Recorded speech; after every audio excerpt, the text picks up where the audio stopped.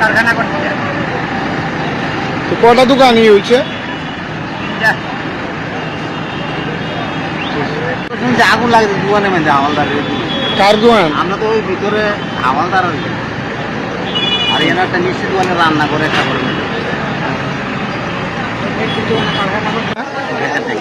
কি কি রান্না মনে করে হ্যাঁ।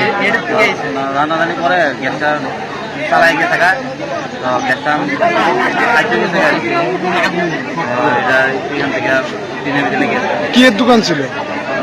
এরা থাকতো বাইরে থেকে মিষ্টি দোকানের কারি করতো, স্টেশনের দোকান।